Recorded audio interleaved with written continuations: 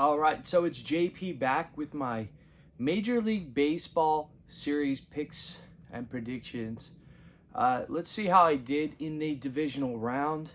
I actually got 3 out of the 4 series correct. The only series I was wrong on was the Atlanta Braves losing to the Philadelphia Phillies. And if you watch my last video, I'm not too sad about that. I know there's been a lot made about the top seeds getting some rest and not playing and not performing quite to the standard that they had set during the regular season. But to that, you can't bring that up without thinking about how great the Houston Astros have been able to play in the postseason. I mean, they didn't play in the first round this season. They didn't play in the first round last season. And we all know how last year went. And they're one step away from being in the World Series again this year. So you got to factor that into the equation. I think another thing to think about is in postseason baseball, you're facing the top pitching of the opponent. You're not just facing their fifth starters. I mean, you'll go through the series and you won't even see some of the guys, the regulars that have pitched so many innings throughout the regular season. So, as a batter, as a hitter, you're going to struggle a little bit more. That's to be expected. They're going to bring in their high leverage closers and relievers. You saw the Phillies do that in like the 6th, 7th innings.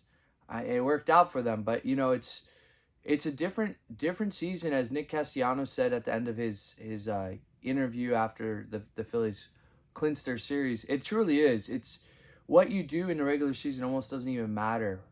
You look at the Braves. Max Fried, he had a long layoff between his last regular season start and his first postseason start in Game 2.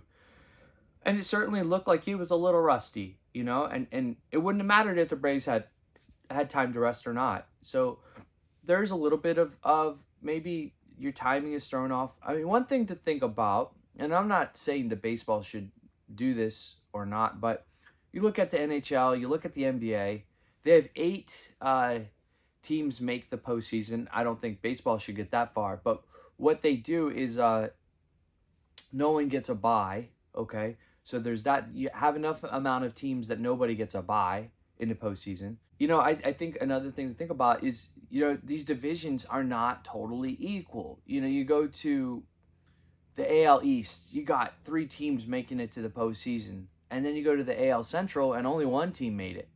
And that 1 team would not have done well if they're pitted against the other records of the other divisions.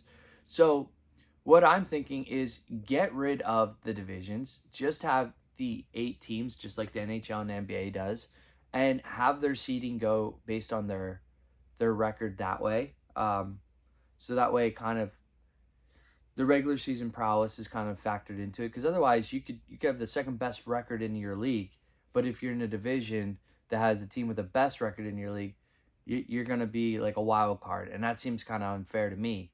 So there's that thought on it. I think also, in postseason baseball, the pressure is on. The fans are there, they're cheering, they're loud.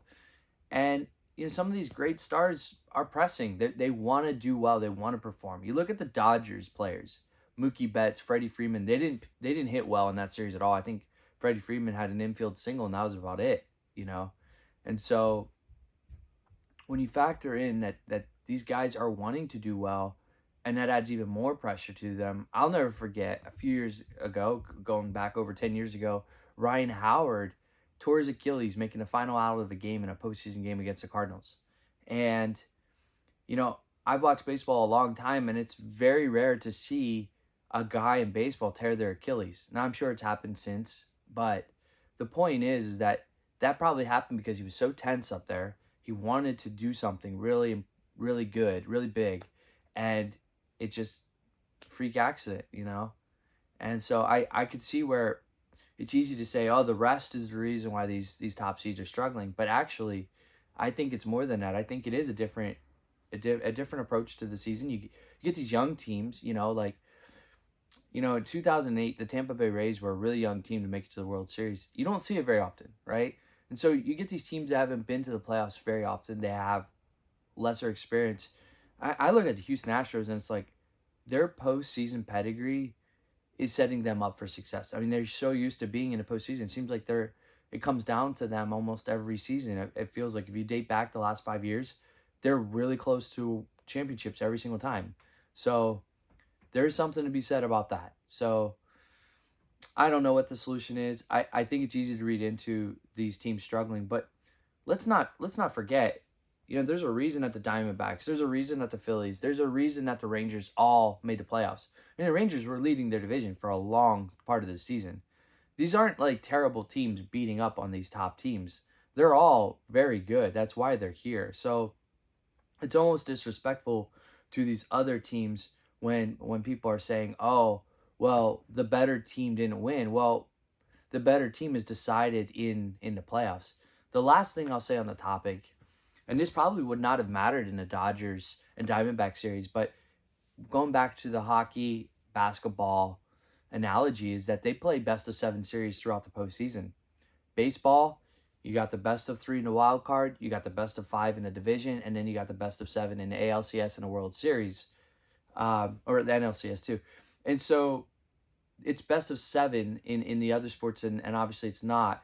So every game, every game is magnified. I think the Braves in the regular season didn't have a stretch where they only scored 8 runs in a 4-game stretch throughout the entire regular season, 162 games.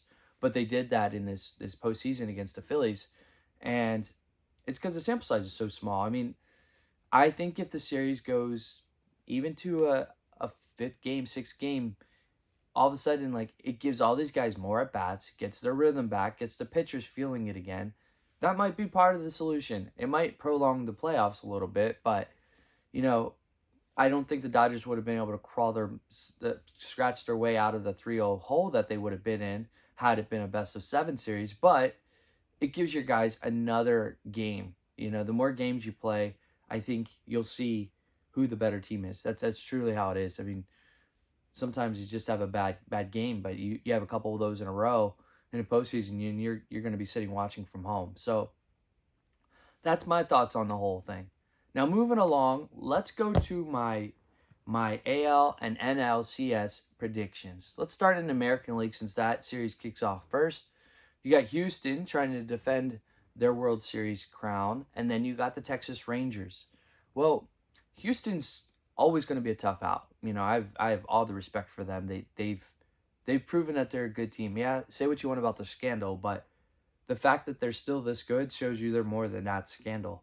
And their core players have pretty much been there for a while. You got Bregman and Tucker and Altuve, and now their starters kind of established themselves as being there for a bit too. So Framber, their ace, doesn't seem to be quite as incredible anymore this year. Maybe he can put it together, get hot late, but that's one thing I'm watching. In these postseason series, you need an ace to really shut down the opponent. Now, looking on the Texas Rangers side, so there's a couple big names missing. So Jacob deGrom and Max Scherzer. So are they going to be able to overcome these injuries to be able to beat the Astros? And my answer is actually going to be yes. I think the Texas Rangers will beat the Houston Astros. The Texas Rangers are swinging really hot bats. I mean, they made quick work of the Orioles. And the Orioles had the best record in the American League. Now, say what you want about the layoff that they had, but the Orioles were a good team all season long.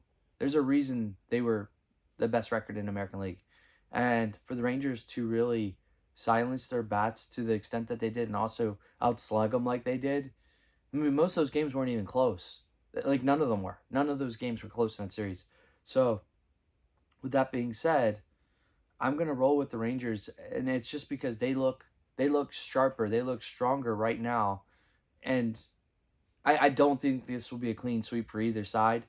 This could easily go to 6-7 games, but I'm going to give the edge to the Texas Rangers right now. I just think they have hitting that's going to take them to the next level.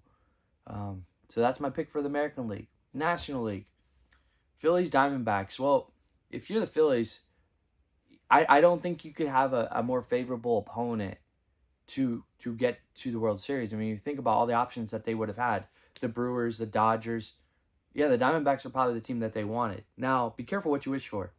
This Diamondbacks team doesn't have, amazing names on it that you just are household names, but they are a scrappy bunch. They've played well. They're not afraid of the moment. They've gotten this far. They came back in the Brewers series, Brewers are a tough team. They did it on the road, and they did it once again in LA. So I'm very impressed with what they've done thus far. And Zach Allen's going to keep them in the game in game one for sure. So, that's a toss-up game. But I'm going to go give the edge to the Phillies. Their offense is just so good. I mean, the only guy that's really not hitting right now is their 9-hole hitter, Rojas. He hasn't found his swing yet, but defensively, he's such an asset for them. They didn't really have anybody like that last season. So, I think when you look at what Castellanos is bringing to the table right now, Bryson Stott, Brandon Marsh, those are 3 guys that were easy outs last postseason. They just were not hitting very well. They were young. It was new for them. Now, this postseason, they're whole different guys. They're carrying the team. Castellanos single-handedly was the offense in the clinching game against Atlanta. So I like the Phillies' chances here. I don't think this will go 7, but I do think, Arizona's going to win a game or 2. But so I got a Philadelphia Phillies, Texas Rangers World Series. Thank you for watching, and let's play ball.